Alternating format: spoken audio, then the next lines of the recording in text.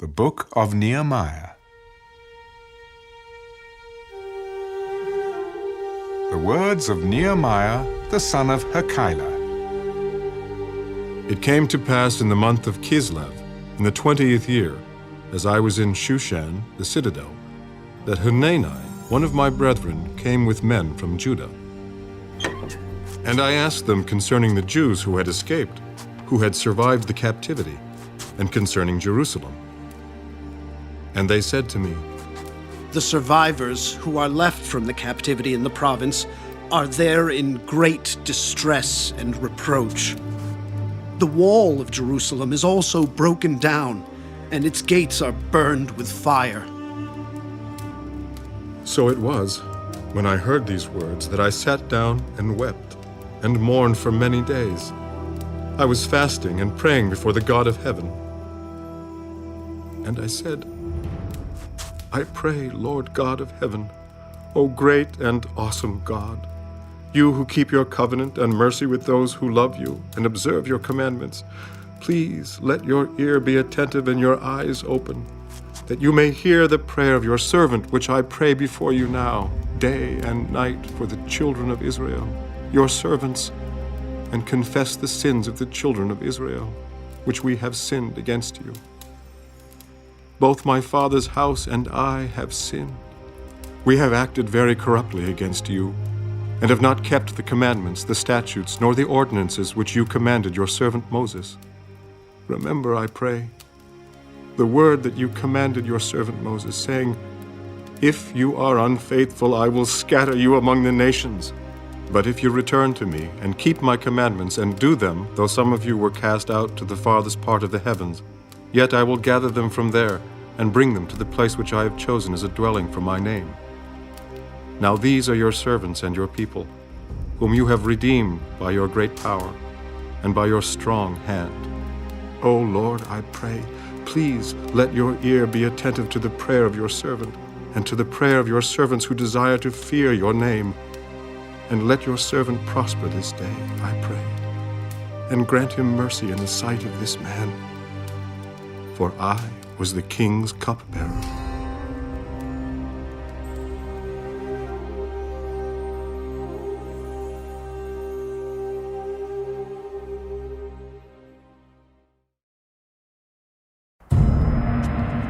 And it came to pass in the month of Nisan, in the 20th year of King Artaxerxes, when wine was before him, that I took the wine and gave it to the king. Now, I had never been sad in his presence before. Therefore the king said to me, "Why is your face sad, since you are not sick? This is nothing but sorrow of heart." So I became dreadfully afraid, and said to the king, "May the king live forever. Why should my face not be sad, when the city, the place of my father's tombs, lies waste, and its gates are burned with fire?" What do you request? So I prayed to the God of heaven, and I said to the king, "If it pleases the king, and if your servant has found favor in your sight, I ask that you send me to Judah, to the city of my father's tombs, that I may rebuild it." Then the king said to me, the queen also sitting beside him, How long will your journey be? And when will you return? So it pleased the king to send me, and I set him a time. Furthermore, I said to the king, "If it pleases the king, let letters be given to me for the governors of the region beyond the river, that they must permit me to pass through till I come to Judah, and a letter to Asaph, the keeper of the king's forest, that he must give me timber to make beams for the gates of the citadel which pertains to the temple, for the city wall, and for the house that I will occupy." And the king granted them to me according to the good hand of my God upon me. Then I went to the governors in the region beyond the river, and gave them the king's letters. Now the king had sent captains of the army and horsemen with me. When Sanballat the Haronite and Tobiah the Ammonite official heard of it, they were deeply disturbed that a man had come to seek the well-being of the children of Israel. So I came to Jerusalem and was there 3 days.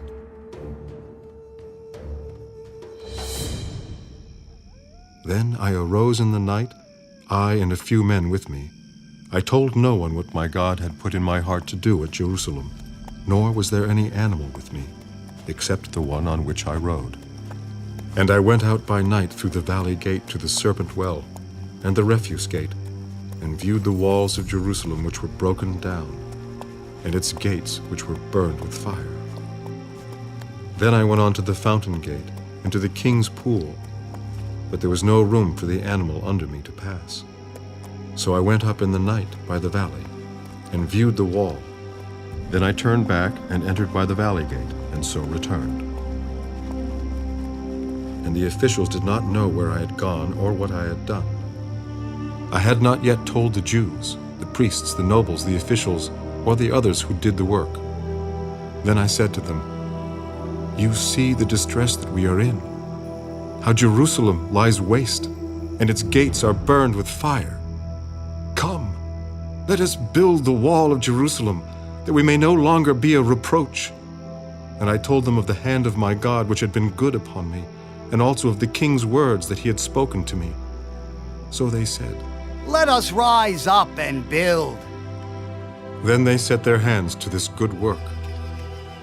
But when Sanballat the Horonite, Tobiah the Ammonite official, and Geshem the Arab heard of it, they laughed at us and despised us.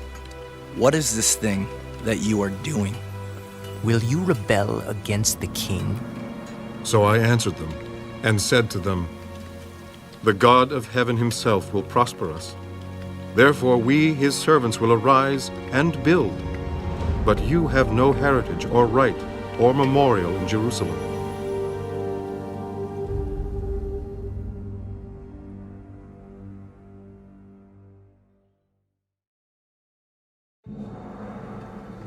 Then Eliashib, the high priest, rose up with his brethren the priests, and built the sheep gate. They consecrated it and hung its doors. They built as far as the Tower of the 100 and consecrated it, then as far as the Tower of Hananel. Next to Eliashib, the men of Jericho built, and next to them Zachor the son of Imri built. Also the sons of Hasaneah built the fish gate. They laid its beams and hung its doors with its bolts and bars. And next to them, Meremoth, the son of Urijah, the son of Kaz, made repairs. Next to them, Meshullam, the son of Berechiah, the son of Meshezabel, made repairs. Next to them, Zadok, the son of Baanah, made repairs. Next to them, the Tekoites made repairs. But their nobles did not put their shoulders to the work of their lord. Moreover, Jehoiada, the son of Puseah, and Meshullam, the son of Besadiah, repaired the old gate.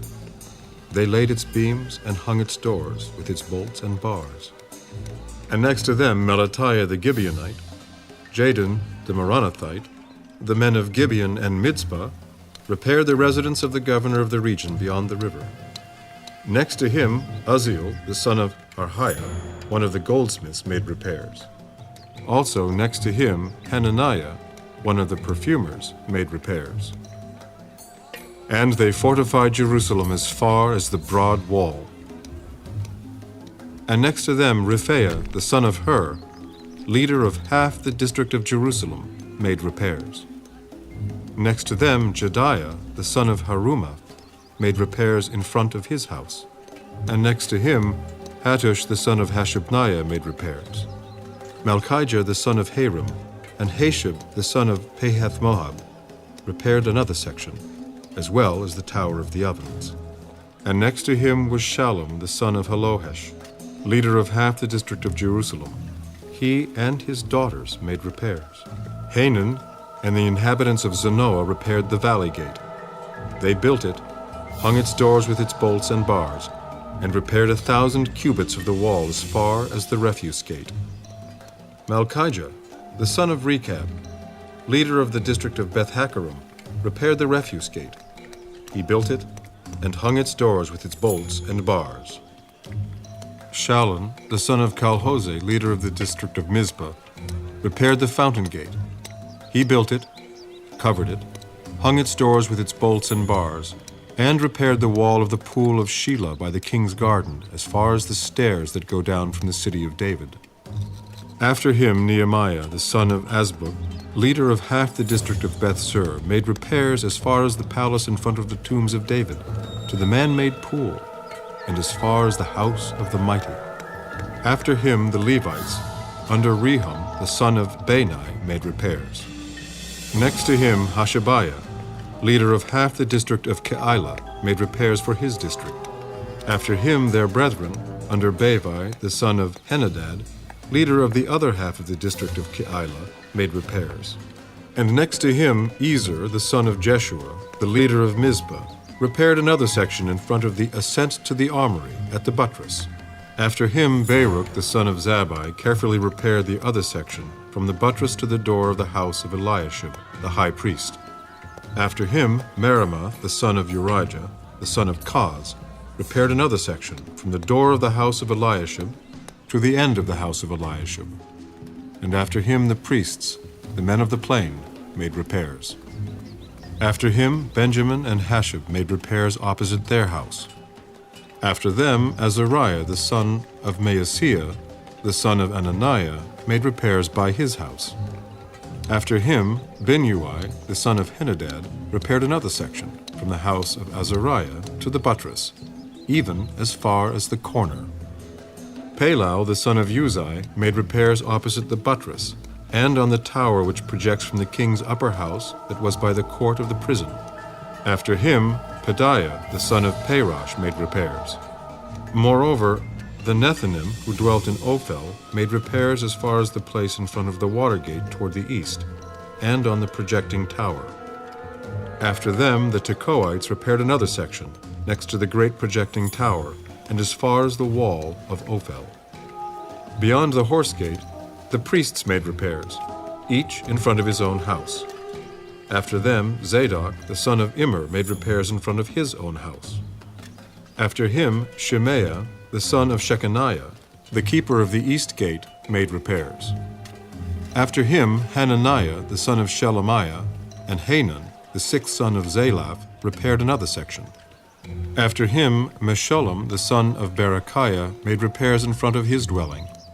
After him, Malchijah, one of the goldsmiths, made repairs as far as the house of the Nethinim, and of the merchants, in front of the Mifkad gate, and as far as the upper room at the corner. And between the upper room at the corner, as far as the sheep gate, the goldsmiths and the merchants made repairs.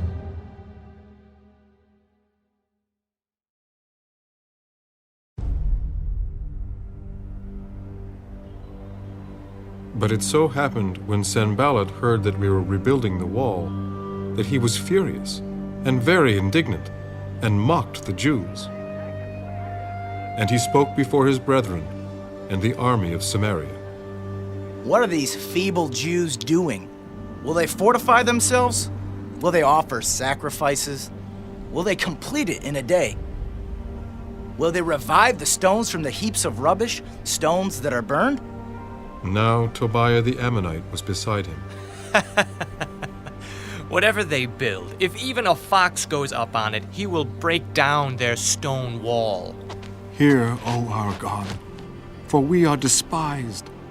Turn their reproach on their own heads, and give them as plunder to a land of captivity. Do not cover their iniquity, and do not let their sin be blotted out from before you. For they have provoked you to anger before the builders. So we built the wall, and the entire wall was joined together up to half its height, for the people had a mind to work. Now it happened, when Sanballat, Tobiah, the Arabs, the Ammonites, and the Ashdodites heard that the walls of Jerusalem were being restored and the gaps were beginning to be closed, that they became very angry, and all of them conspired together to come and attack Jerusalem and create confusion. Nevertheless, we made our prayer to our God, and because of them we set a watch against them day and night. Then Judah said, "The strength of the laborers is failing, and there is so much rubbish that we are not able to build the wall." And our adversaries said, They will neither know nor see anything till we come into their midst and kill them and cause the work to cease. So it was, when the Jews who dwelt near them came, that they told us 10 times, From whatever place you turn, they will be upon us. Therefore I positioned men behind the lower parts of the wall, at the openings, and I set the people according to their families, with their swords, their spears, and their bows. And I looked, and arose and said to the nobles, to the leaders, and to the rest of the people, Do not be afraid of them. Remember the Lord, great and awesome, and fight for your brethren, your sons, your daughters, your wives, and your houses. And it happened when our enemies heard that it was known to us, and that God had brought their plot to nothing, that all of us returned to the wall, everyone to his work. So it was, from that time on, that half of my servants worked at construction, while the other half held the spears, the shields, the bows, and wore armor. And the leaders were behind all the house of Judah. Those who built on the wall, and those who carried burdens, loaded themselves so that with one hand they worked at construction, and with the other held a weapon. Every one of the builders had his sword girded at his side as he built, and the one who sounded the trumpet was beside me. Then I said to the nobles, the rulers, and the rest of the people, The work is great and extensive, and we are separated far from one another on the wall. Wherever you hear the sound of the trumpet, rally to us there. Our God will fight for us. So we labored in the work, and half of the men held the spears from daybreak until the stars appeared. At the same time I also said to the people, Let each man and his servant stay at night in Jerusalem, that they may be our guard by night and a working party by day. So neither I, my brethren, my servants, nor the men of the guard who followed me took off our clothes, except that everyone took them off for washing.